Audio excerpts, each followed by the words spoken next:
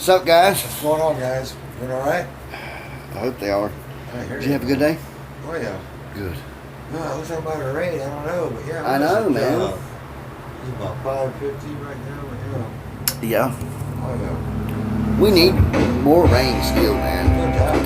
Hasn't rained. I didn't even mow last week and this week. Hasn't There's come nothing back. to mow. Yeah. No, not really. No. There's literally a yard will look bad only because you got some wild grass, some weeds that have popped up higher than the other grass. Oh, yeah. And only because of that does our front yard look kind of bad. But it was just, it's a waste of gas for me to mow. I would just hit it with the weed eater. Yeah. You know. And I actually saw something the other day that if you don't bag your yard up, Right. you mulch it, Yeah. and you're dispersing the other nutrients back in the yard. I've been bagging ours up for a while, Right. and I'd heard that Chris said that, and actually I read saw something on the internet, Right. and it was about it was Scott's company was saying that if you just mulch your yard, it puts that nutrients back in the yard. Right. You know, whereas you take up all the other whatever, you know. But only when I rake. Now when I rake in the fall time, make sure I get it up. But I rake a couple times a year. I've already raked Mama and Dad's yard twice over since I've been back, the whole entire yard. Right. Like, but I've had to, you know. You get 1,000 little sticks from a tree, and it's hell on a blade. It is because so you have to rake up an area of sticks, just pick them up, put them in the wheelbarrow. Because Mom was like, use the grabber. I'm like, my God, you would spend 2 hours in a 2-foot area picking these little trying to get. No, but I like the grabber for the pine cones. Yeah, They got yeah. the 5-gallon buckets.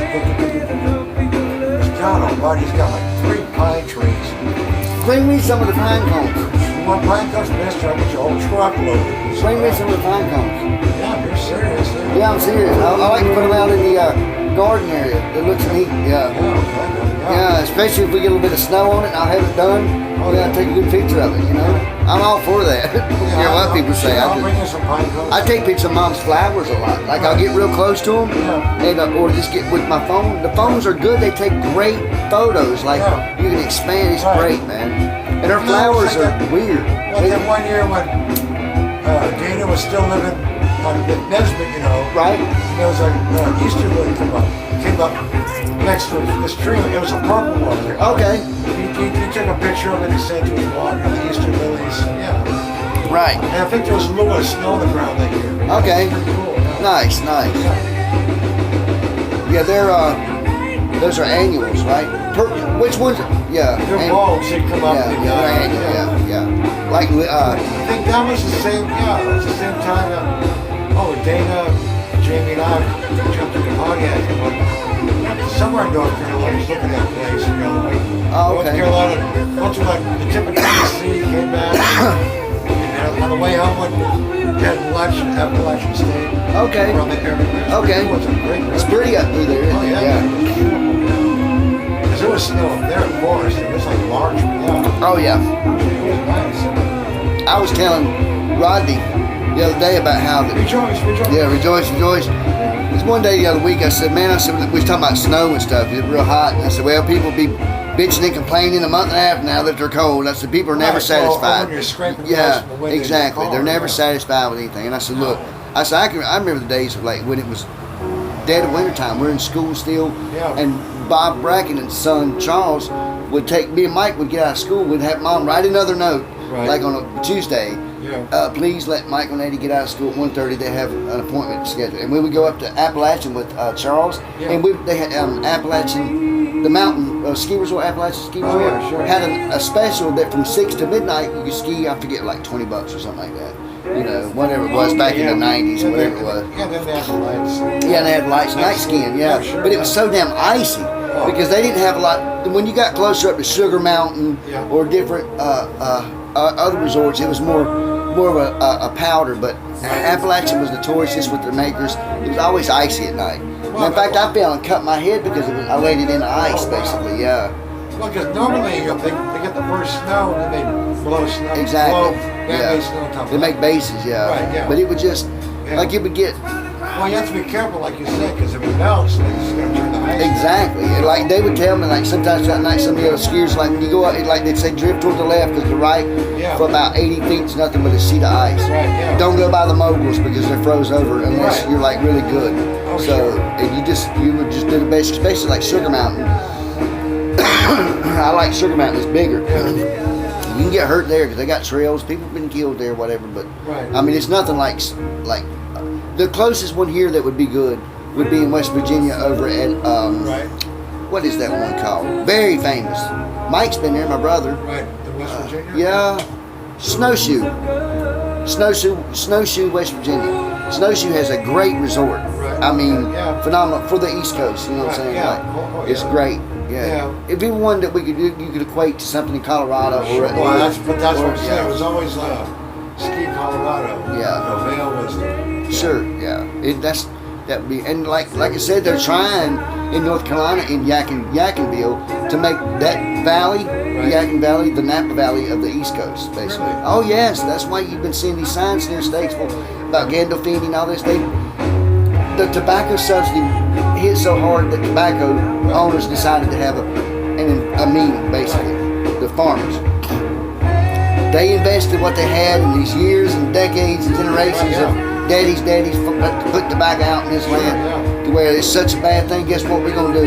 This same dirt that supported tobacco is excellent for supporting Marijuana. grapes. Legalized. Should be marijuana. Actually, marijuana would be awesome. That's where it'll be grown in that valley, I guarantee you. Because they jumped on the bandwagon. They have $20 million taste rooms there in Yadkinville now, over there. They built these $15 million chateau. Yeah, they invested hundreds of millions of dollars in these different old tobacco farms and turned them into chateaus, the farmers themselves. So you got these good old boys that own these. Well, hey, at least they didn't turn the farm into houses like it did houses. Exactly. You know, people are tired of farming. I'm going to get books farmers, sell the farm, some land baron comes in. Exactly. There's a million houses with a farm. Exactly. And they don't improve. Nothing's thought out. It's just all about money and tax and it's Well, nothing. infrastructure. Exactly. But they did it. They're doing it right. Now the irony is, this same county I was at Right. in 2005 when they actually legalized the sale of alcohol in the grocery stores and stuff Oh, there. no, Yes, they were dry up until 2005. Wow, there's not too much and within yeah. and within that time to now, they're building $15 million tasting rooms from these chateaus that the tobacco farmers converted to grape. I'm sure, yeah. Yeah, like they've hired some of the greatest. Yeah. Like they've invested big money. Like you hire a guy who can run the facility and knows about it, the process and everything about the grape and the dirt and all that. Somebody like him would make $3-4 million a year now over in Yadkinville. Yeah. So yeah, they're like rock stars now. Right, 'cause, you know, He knows his shit. Yeah. well, tobacco, cotton. Yeah. And it's thrive. They bring in some of the local people to do the harvesting. I mean, it's great for the economy. Oh, sure, man. You know. They're making big money, and it brings in tourism, and Right. it's good for the economy. Unlike, Well, how do you think built Mooresville? The train station was built first, and they built the town around the train station. yeah, When they started bringing cotton in, they opened up Mooresville Cotton and Spinning. Yeah. Oh, yeah, man. I wish we had something like that again, man. Nothing like this will ever be prolifically, or will ever make a profound impact on the unemployment. It's what's next to Right, Yeah. Yeah, well, once employed, 1,000 employees. exactly. You know, it's, even though He it's, brought 3 from Fort Mill. You know? well, but at least it's been converted into a useful, something, yeah. yeah, a useful, it's not an eyesore. I always liked this song, man. Yeah. I mean, Always, it was but different. for years, that corner, Set decrepit. but that bench post is full. And Oh, yeah. And then, to me, that was an attractive nuisance. Exactly. So I came up from work one day, and the police were out here, and then, this, in the white apartments, They've got us. This teenage girl had an argument with her mother. Their mother saw her run across and go in the old abandoned mill. You know what I mean? Okay. So it's like, oh my. Wow. Now, who the hell? Just fix the damn thing. Exactly. It's an attractive. Exactly. nuisance, Yeah. Kids are going to, people who want to join, whatever. Well, Dum Scotty, he lived there. They used to strip copper. They had a facility. All right, so yeah. And like I say, I swear. well, I remember Knox bought it. He sat on it, and the Cherokees bought it. And Yeah. invested a bunch of money in the front windows, with pipe dreams on NASCAR. Exactly. That fell through. Exactly. And all of a sudden comes along, what's his name? Yeah. Mike. Is it Michael? Michael Bay. Yeah. He bought it for, Yeah. change, basically. Well, 2/3 of what they wanted. Exactly. And then he invested in. But then he invested, he took out the furniture part and made it to offices, and then what's up? They're stalled. They're stalled. I mean. They built that stairway and then the elevator and all that. Oh yeah. Big $1 or $2 million entryway Oh yeah. for executive offices from Lowe's, hopefully. But that just, like you said, Yeah. that fell through. Yeah. So. Well, I was showing my brother-in-law. We were in San Diego, the commander that went out to there, Yeah. last July. He Googled Earthing. Okay. It was cool. Okay. I think that went down Main Street. I have actually gone from your house Yeah. Oh, sure. on Google Earth back to my house Oh, yeah. on street level. Oh, hell Yeah. Well, that's a Zeno. I went down Main Street. It's wild. I love it. It's, Good God. but you see them a lot. Of course, you see other data companies doing it themselves too. Right, You know, yeah. obviously there's always money to be made. Anyway, the thing was, when we went to the Google thing, the new windows were in the building, and I still have the east wing. Oh. So that kind of tells you what timage it was. when they updated it. Right. Because the first time, years ago, when my dad first Googled this building, it's like, whoa, there's my Impala. Oh. That would have been 2008 because the Impala was parked to the side, but I just bought the Pontiac. Oh, okay.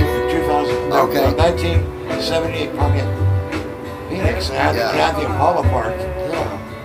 Those were pretty cool. Ronnie asked what kind of car it was you bought when I said Yeah. when I told him it was Grand Prix. He went with a Pontiac again, didn't he? Oh, yeah. I said, Oh, man, yeah. I swear to you, that Yeah. he knew exactly because he knew what you had. He's like, good God, he gonna go with a Pontiac, ain't he? Oh, yeah. I said, well, the last one was real good to him, so yeah. He Yeah, said, like I Terry, say, bring it I up there. bought- We had to clean it up or something for him. Yeah, I know. I went to detail. Jams. Jams, yeah. We still gotta do. I keep forgetting about Yeah, that. me too. Yeah. Dude, I could get it, put it in my back, or you can just bring it to the house or something. What's that?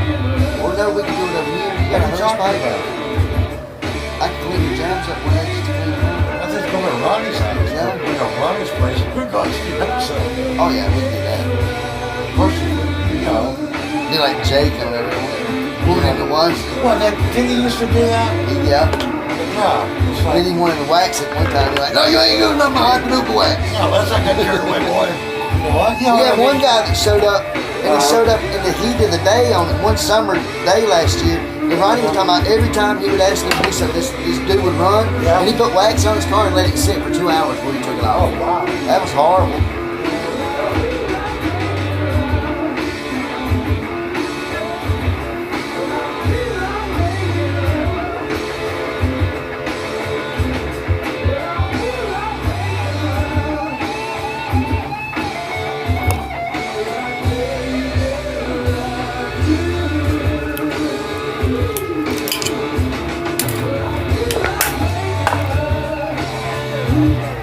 Yeah, bad company.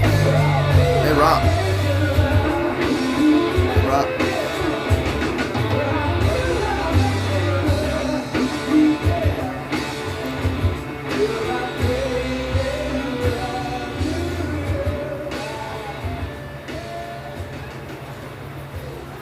Awkward silence.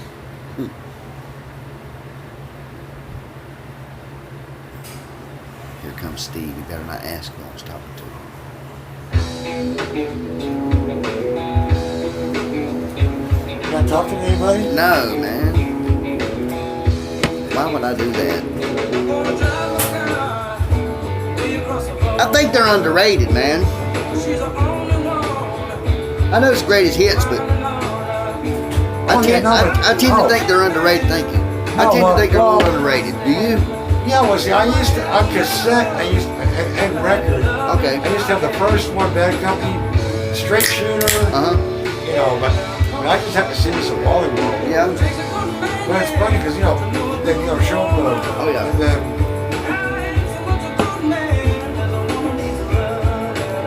Album covers. now look at Oh yeah. What is it? The credits.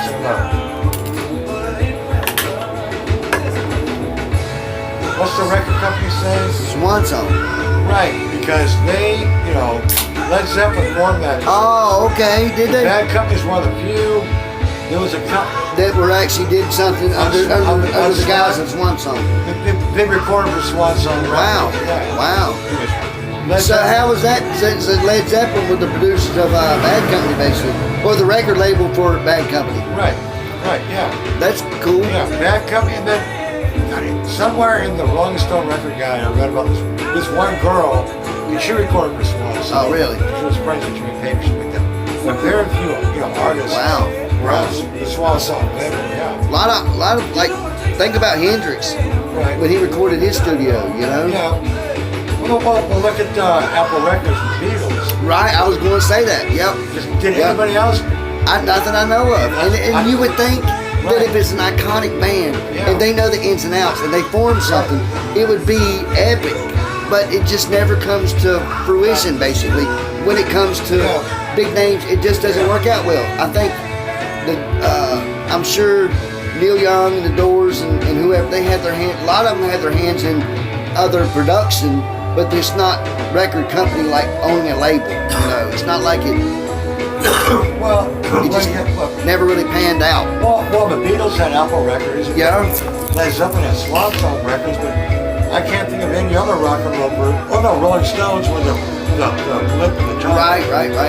That's another record. I think the Beach Boys had their own record label. Oh, really? I think they did. I'm pretty sure at one time that they did. They may have. I don't. But you don't hear of many Right. bands that start their own record label, or other bands that actually played for another band for a record label. So that's I didn't know that about that company. That's cool. Yeah, like I said, but it was because after Led Zeppelin disbanded and all that. You remember the Firm? The what? The band called the Firm. Yeah, the Firm. And who was that? I don't know. That was Jimmy Page, and Paul Rogers and Jimmy Page. Really? Yeah, Paul Rogers from Bad Company. Really? They made like 2 records. There was a lot of mingling of groups doing stuff for fundraisers and this and that, like the super groups of Harrison and Lennon and Neil Young or other collaborators coming together and doing like people from the band. Robbie Robertson was doing collabs with Leon Russell and Joe Cocker and everybody all together, and they were forming these kind of weird ass super groups for like even Eric Clapton was the king of doing it with that guy and girl. What is it? Something. Bonnie and yeah. Yeah. So they just there was a different. Even though they all had different bands they come from and they were iconic, they still had their hand in. Yeah. Sure, they had an album. Right. But like I say, just the friendship that the music forms. Exactly. You just and back then if it didn't feel right, like I'll never forget the producer of eventually L.A. Woman. Right. But in the original part, he was being interviewed just a few years ago. Yeah. And they asked him, they said, what was the feeling like when it first started? He said, look, we started L.A. Woman, and it was flat. Nothing was quite right. Right. So I looked at them, and I walked in. He said, after being a producer all these years, I just walked in and I told them, hey, guys, I'm bored out of my mind, and you guys are not getting no fucking where. This on Axis, and they cursing now. He says, you guys aren't getting no fucking where. Guys, come up with a solution. I'm going to step away. If it takes another person to bring it in to motivate you guys as a producer, do whatever you got. Because what you guys got down on paper right here that I'm looking at is jamming. But y'all are already not right. So he left. He literally left. So they stayed there. And Jim was all right. He wasn't too out there. And I remember the keyboardist. Right? Yep. Ray said that he looked over and he was talking. And he told Jim, he's like, look, I don't know about anybody else, but I feel like that we ought to go back to what it was at Garage Band type, where we were just comfortable. When we rehearsed, he said, remember up the street where we used to record and like Garage, whatever? They're like, yeah. He said, that house, he said, what about them buying it? Converting that to where we just have our own studio over there and that's jam. they called him back up, the producer, told him that thought. He's like, perfect. We will invest money to make it a studio for you guys. They bought the house, converted it, and that's where LA Woman was recorded. Yeah, he came back in right smoothly, one or two songs into it just to see how things were going, and stayed with it. And he said that was the most fun that they had ever had recording, and that they all kind of knew that maybe that would just be their last one ever. Really, What's a good record? It's great, man.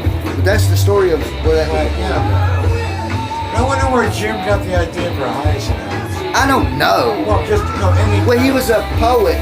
Right, but, But where did that thought come from? What are they doing at the Hyacinth house? Maybe back in the late 60s or whatever, Mr. Krabs' brick building, there was just, cool people and, Right. I see. Yeah. Davis is through taking a dump. I don't know, but yeah, like I say, it's just, Sure. This is one of those great songs that just comes out of nowhere. Oh yeah. Good God. Yeah. Oh yeah. Good God, man down. Yeah, man. Oh yeah. No, they had a string of that company. Yeah, they did, man. And, Paul Rush, I had good voice. I'm guilty of when bringing up classic rock bands. I'm a guilty one of not bringing up Bad Company a lot, and I don't know why they're not I wish so. I could find one of those firm records because Right? one Sunday morning on the ride, or that time capsule box. Anyways, they played. It was the firm. It was Radioactive, and that was the second record kind of flopped. The first record. The other one or two good hits. Paul Rush and Jimmy Page. Yeah, Radioactive. There's another song. I think it's just called Park. Right. Yeah, my dad remembers that too. Huh. Yeah. I never knew that. Oh yeah. And then, like I said, then Plant went solo. Right. He had some good solo records. Oh Yeah. Only a few artists can say they went from a band to solo, and a few can say went back to another band. Right. Yeah. Different. Had number one hits. Oh yeah. You know. Well, after the Zeppelin disbanded, Robert Plant. The Honey Drippers. Right. And you remember those records? Man, some of those records. It just wasn't the same for me. Though. Right. It just wasn't. Well, it was better that they disbanded because you couldn't replace John Bonham. And No. Like Jimmy Page said, I can't expect anybody to, learn Bonzo's, Exactly. this and that. Exactly. But it was kind of ironic how the son, Stepped in. Oh yeah. Jason. Oh yeah. Well, it's kind of like Rush's motto. They always said if one of them were out, they're not replacing them. No matter if it was the second year of them going whatever gold or the 22nd year. Right. And it just so happened that last year was it, and the drummer told 3/4 of the way through that this will be the last time they tour. His foot can't take it anymore. Yeah. Plus he's addicted to riding motorcycles, and he got Trink's foot from riding through Oregon, in the wet. Oh, yeah. Because his foot's swelling from down or whatever. He just can't play those complex songs. Oh yeah. So they said we're out. We're not replacing him. We're not doing that. That's That'd done. be impossible. Yeah, dude, it's crazy. You know what? I'll give one band credit though. Who? Def Leppard. Because remember, their drummer. They adapted with him. Right. They got him the musical equipment to play with the other leg to replace the he arm. had one arm. He lost an arm. But he plays with him. He played with him. You know the story of that. I know. Yeah, he played with both legs, but he only had one arm because of the automobile accident. Yeah, he had one arm and two legs. And he adapted. Yeah.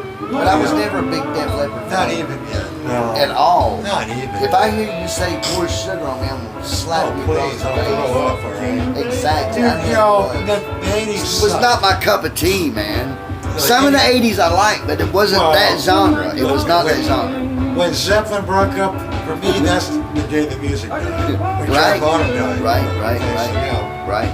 But, yeah. Few bands have, nobody has been as, nobody made a better comeback than AC/DC, I would think. Oh, definitely. I think they were number one as far as being able. Yeah. And it wasn't anything they planned. They just adapted in a way that somebody stepped in that would by Sure. happenstance, you know. But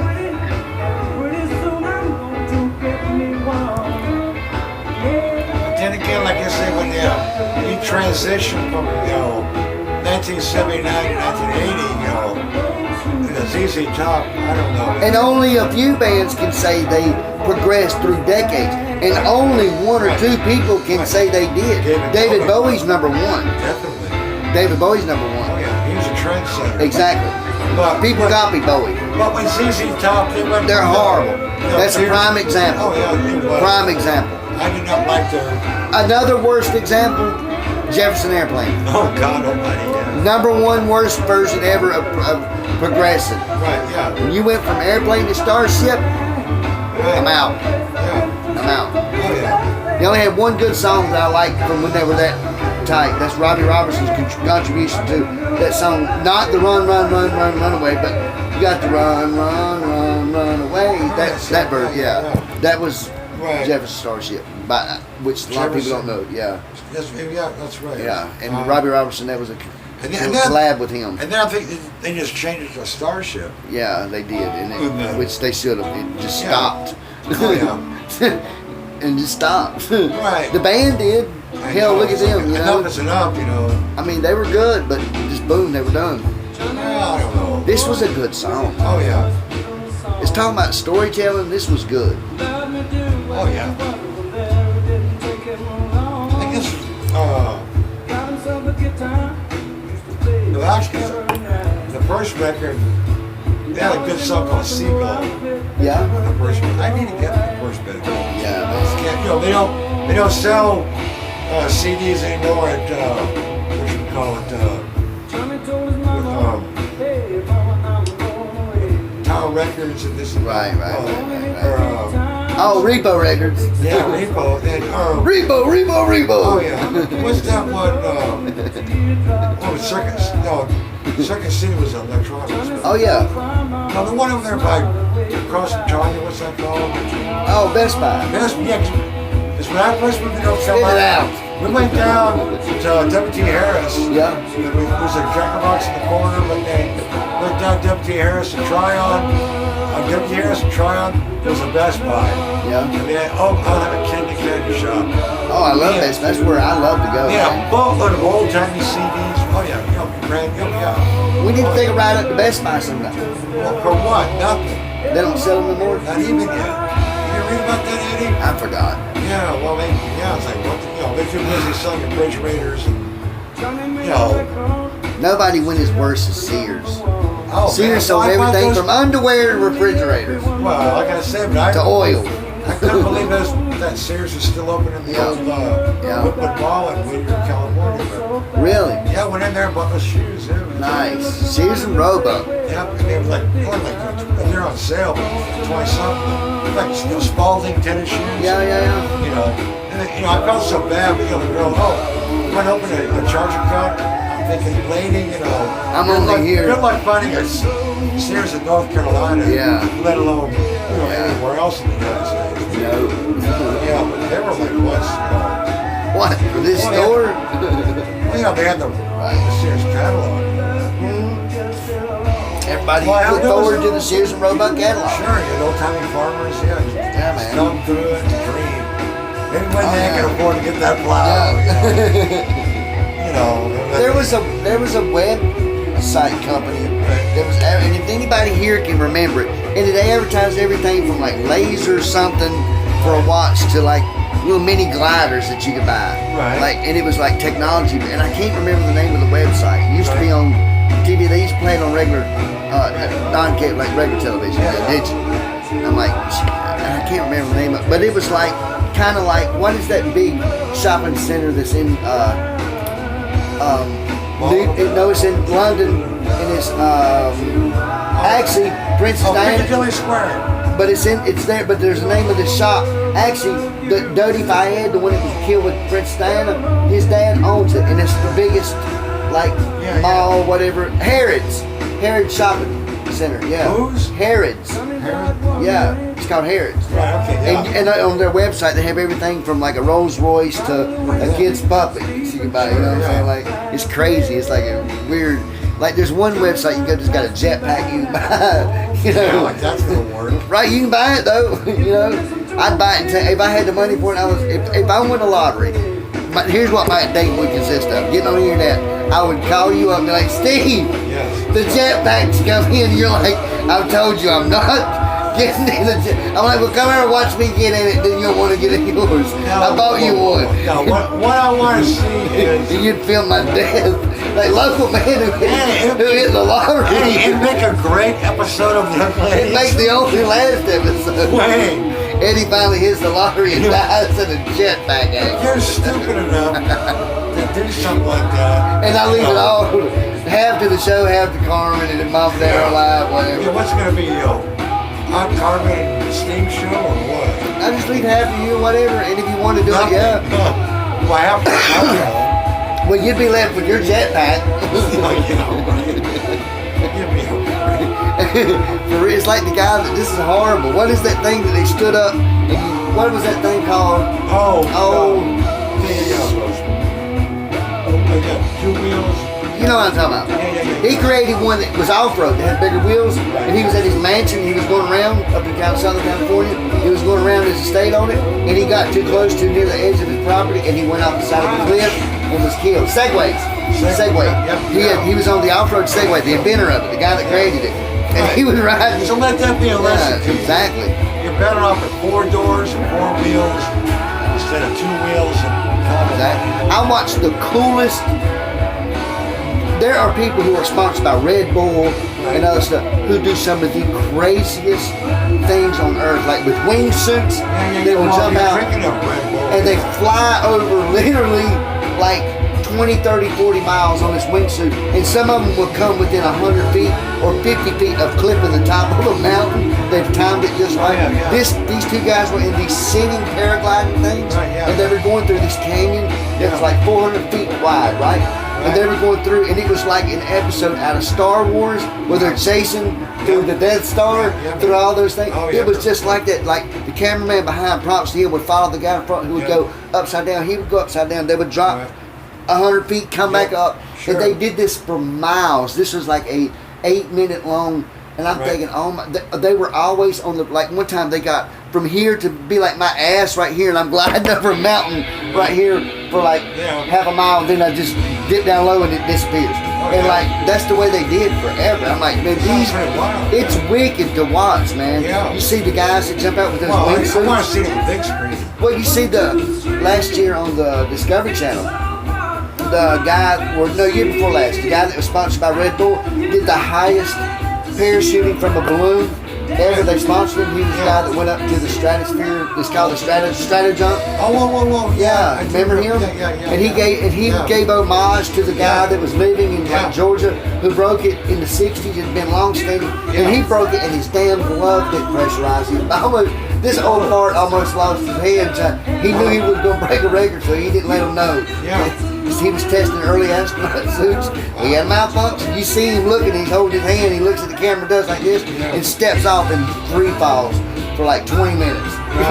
He said he used to fall into nothing. There's no atmosphere. He said, but then once you hit Earth's atmosphere, and then you have that one chute that comes up that for like 20 miles will slow you down a little more. You know, he said it's crazy, but when you first jump off, it's just like you're still standing. But you're falling, you know, and it lasts up till last year. And this guy had a suit and oxygen. This young cat come out like Paris Island, flies up in a balloon and jumps out, lands fucking, but hopefully his float comes out or he's gonna die in the Atlantic for a boat to get doing. These guys were risky, you know what I'm saying? Like Neil Armstrong, who's the guy that broke Jaeger, like Chuck Yeager, you know what I'm saying? These guys have massive cojones, dude. Well, Alan Shepard, every Redstone rocket they had launched up till his had blown up on the launch. One of the guys that was one of the head of the NASA was like, we cannot do this launch next Thursday with Alan. We have blown up every one in the last 3 launches. We're going to kill, basically his argument was, we're going to kill him, damn it. Well, and everything went good up. I I'm sure the insurance agency they sure of that. Do you know that Neil Armstrong was talking about some of the pay that he got was like back then he didn't think about it, but he got $1 million in insurance policy. That's really why he did it. And then when they moved to Cocoa Beach, Right. you had the documentary on it, how that was. It was crazy. Like Time Life actually had paid the government money basically Right. to be the exclusive, and they agreed to only do positive, exclusive stuff that they could show to the United States and basically everywhere Right. in real life. Like they filmed at the astronauts' houses Yeah. while the launch was going, and the wives basically had to agree to that. And they hated it. Yes, they hated it, and they would huddle up and smoke cigarettes and watch the launch, you know, and be just all up in arms, you know. But luckily there was no Right, yeah. no accidents. I mean, you know. That's interesting that they actually filmed that. Yeah, they're here, and then you look over the corner, the priest is sitting over there, you know, with them. So, oh yeah, it was a somber occasion. It was momentous, but it was dangerous as hell. But I never knew that they actually did that. But that's pretty. Thank you, That's Steve. interesting that they, you know. Well, I'm just full of facts tonight. Oh yeah. I know you are. No. It's a great album. This was a good pick, Steve. Well, like I say, it's just a greatest hits compilation. Actually, I reminisced. Yeah. Feel like making love. I reminisce riding around with my cousin up in Wilkesboro. Yeah. We'd go from his house to the pool hall called The Place. Me and Michael Beans. We'd ride. Then my uncle was a manager of Clayton Mobile Homes up there. Okay. It's Ray, and they lived up in North Wilkesboro, so we'd ride on Friday night, smoking, hanging out, listening to this music, and shooting pool. It'd be in the whatever jukebox or the whatever. Yeah. And that'd always play Bad Company. But yeah, it's like they. Are they in the Hall of Fame? I think they are. Well, they might be. The Rock and Roll Hall of Fame? Yeah. We need to start being up on our knowledge of who's in and who's out of them. Right, yeah. That's pretty much a given though. Not really. Yeah. You don't have your you don't I mean Rock and Roll Hall of Famers aren't necessarily known for their moral fortitude. Like sports figures like Pete Rose has always had to, you know, he's always had to ramble about getting in the Hall of Fame because of the gambling thing. It's not really an issue with Rock and Roll Hall of Famers. No. Yeah, you didn't get to be that famous matter what for singing loud in the choir. Well, no matter what debauchery. Exactly, it's debauchery. Nero's Greek or Nero's debauchery going on in the back, you know? Well, you know. But no, I just wish it was the first one, Bad Company, Straight Shooter. Yeah. That came up, yeah, there's like 3 or 4 of them. But yeah. You know, through the years, then you hooked up with Jimmy Page. So. Right. It's weird how different like bands hooked up with people, you know. Oh shit. Bad Company recorded with Swan Song. Exactly. Yeah. Now, did you know that Madonna signed Alanis Morissette to her record label when she first discovered her? I didn't know Madonna had a record. Yes, she does. Alright, yeah. So does Keith Sutherland. Keith Sutherland, the actor. He has a record. Yes. He has which is the younger one? Which is the younger brother? What, over the summer? The son, yes. Keeper or who? Keeper, yes. From 48, you know, next word, whatever. Keith Sutherland. Right. Anyway, he has a recording label. I got a question on go ahead. I'm just saying he does. Because he actually got... He went overseas with them a couple years ago to Germany, and he was back in his, you know that show, who's the lead actor for 24? That was Keeper Sutherland. That's Keeper Sutherland. Right, yeah. He was doing an episode, it was back when he was doing 24. Yeah, and he had gone over there to tour with his band that he had signed to his record label in Germany, right? And TMZ or somebody had found a video from a freelancer where he's outside of like Zurich or wherever. He's drunk in his hotel hallway floor and he can't make it to the band's opening night where he was advertised to be. And he was like, I can't get up. I just can't fucking get up. And so you gotta leave Keither with a bodyguard locked up while they go do their grand opening show. But he shows up like 2 days later and he's like, yeah, this is our party night, you know, with the band. But it was a band he had signed, like a rock band. Right. It's nobody that I've heard of, Yeah. you know, because there again, you don't. They're actually a rarity. Like not many of you sign in like Alanis Morissette, you know. Now you have modern artists. I'm being honest with you. I'm not gonna say musicians. I just have modern artists, like rappers who have signed other rappers and made hundreds of millions. Like Eminem signed that 50 Cent, and 50 Cent and Eminem both were signed by that. It's not. Dr. Dre. Yep. He signed. He actually found Eminem, signed him to his record label, and he found Dr. 50 Cent and signed him to his record label. He sure did, and he was the only one from NWA that stepped out on his own to make his own record label, and he's made almost $500 million already just from his success. Like, yes, sir. People can make fun of me if they want. I like music, everything from gospel to rock to blues. I actually like Dr. Dre. I like his albums, The Chronic 2. Yeah, man, you didn't have. I love it. It's good to the times. It tells the truth in a very eclectic way, so to speak. You know what I'm saying? He never claimed to be a musician. He's just a rapper. Right. You know what I'm saying? But he's good with his beats.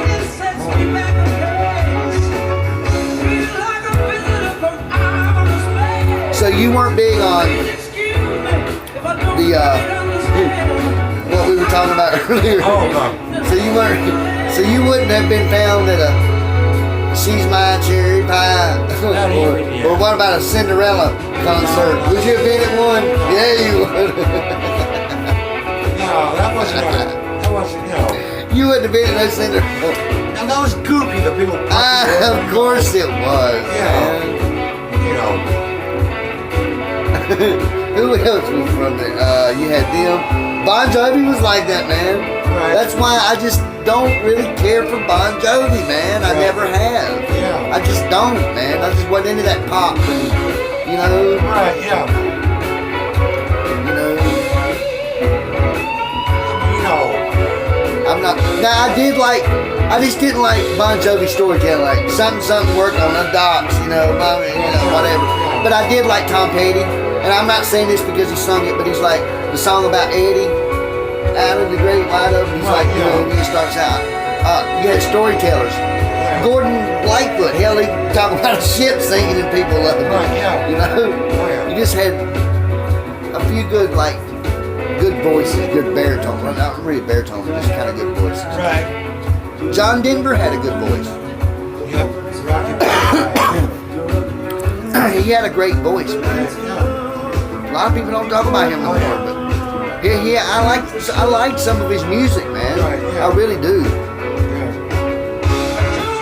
I got a story about West Virginia. When he wrote that, he was over at Snowshoe, and he was on the ski lift, and he had just literally somehow had a pen on him, and he had a knife or whatever, and he was jotting down the lyrics for that, and he went back to inside and wrote it down, and that's how he wrote it. Oh yeah. Oh yeah. He was thinking about how pretty it was. He's like, man, my state is just beautiful. And then he thought of it. He went back over there, wrote it down, and that was it. Exactly.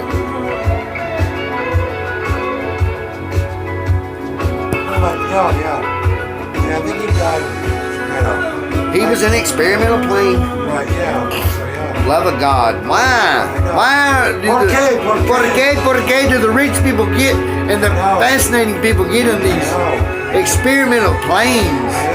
You've got brothers of Walmart owners. The Walton brother died in one. That one guy that set the world record for all kinds of stuff, he ends up dying in one. You know what I'm talking about? They found him eventually in Colorado or something. Yeah, I'm sorry, guys, but that's the end of the record. White flag. I give up, senor. I give up. Later, y'all. Later. Red flag Eddie, yeah.